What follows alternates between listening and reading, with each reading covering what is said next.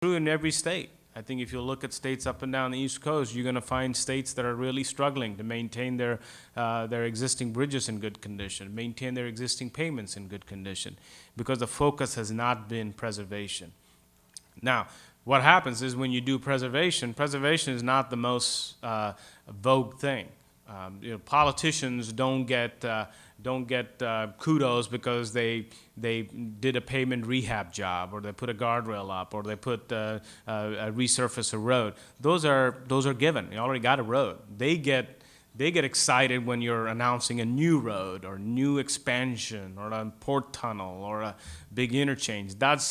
So what happens is when you have economic downturn and pressure on revenues, preservation, if you get distracted from not investing in preservation, then you're going to pay the price downstream. I think there's a lot of research and a lot of studies there about optimum time of infrastructure preservation, because if you just kick the can down the road, you may be saving money up front, but in the end, you're going to pay more than your fair deal to get that component of the infrastructure back to where it needs to be.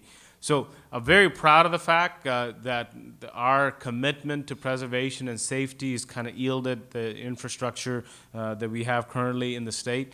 We try to brag a little bit about it, but U.S. Chamber of Commerce this year ranked Florida as the #1 state in infrastructure. They ranked, and that's a pretty proud accomplishment of all the players, all of you, a lot of you who do work for us, supply materials, a lot of you who are partners with the department. It's a good, because it's important. And I mentioned transportation. Transportation is the basic fabric of the society. Even though it's not the most sexiest thing to talk about in a legislature or in Congress, but it is the basic fabric of society. You talk about it, we all want access to good quality health care, right? All of us want to have good health care very close to us and access to it. We all want good quality education. My daughter's in high school. I want her to have good quality education. She graduates with good grades, hopefully go to one of the great institutions in the state of Florida, continue to commit, make investments, whether it's UF, FIU, UCF, or FSU, try to get our universities to be in the same thought process as MIT or Georgia Tech or Virginia, not Virginia Tech, but Virginia Tech is way down the list. Anyway, but Cal Berkeley. I've been, since my daughter is in high school, I'm going through the U.S. News top 50 ranking, and I can tell you all the schools that are in the top 50 ranking. But we want to make sure that as a state, we invest in our education. So make sure K through 12 is good, our colleges are good, so that our graduates, when they graduate out of high school, stay in Florida, go to one of our institutions, get their degree, and stay in Florida and earn a living. It doesn't make a whole lot of sense if the state invests in K through 12 and our kids leave Florida to go to university elsewhere, a public institution elsewhere, and then they graduate from there and get a job in that state. Think about the return on investment on K through 12. Doesn't make a whole lot of sense. Now, you're thinking, why is this guy talking about education, healthcare? I'm a DOT secretary. Here comes the pitch. Good access to good quality healthcare and good quality education, last time I checked, happens because of transportation. I drop, when I'm in town, I take my daughter to school, drop her in the morning. Well, last time I checked, I'm not flying, or we haven't gone into Star Trek world yet. I can get in a car and drive down the road and drop her to school. Good access to good quality health care. How does that happen?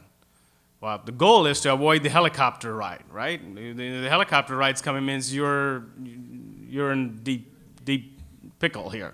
So the goal is to avoid a helicopter ride or an ambulance ride. The goal is to drive yourself to the good access to health care and get you checked up. That happens because of an efficient transportation system. Whether you're taking a metro, you're taking a sub, or you're driving yourself, it is all dependent on that. So the point that I'm trying to make is, while access to good quality health care and access to good quality education is very important, transportation is the access.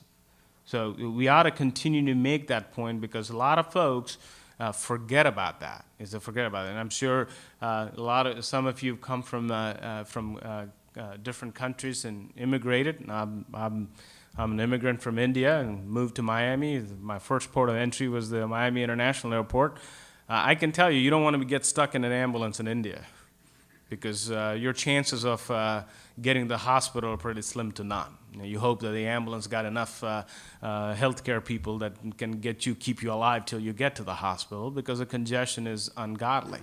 So we take a lot for granted, so it's important that we continue to stay focused on how we invest in transportation. The other great factor this year that we're very proud of, the first time in the department's history, is the Florida. We have an independent commission that basically does the performance review of the department and provides a report to the governor and the legislature. It's called the Florida Transportation Commission, a board of 9 members appointed by the governor and confirmed by the Senate.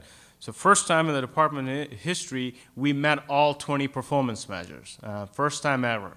We have 20 performance measures that talks about transit growth, maintainability, sustainability, cost overruns, amount of contracting we do, a lot of aspects of it. And the first time in the department's history, we met all 20 performance measures. I'm very excited about that, because there's elements such as transit growth in that performance measures. There's an element about maintainability, our service life, our sustainability of our infrastructure. So it's a convergence of a lot of great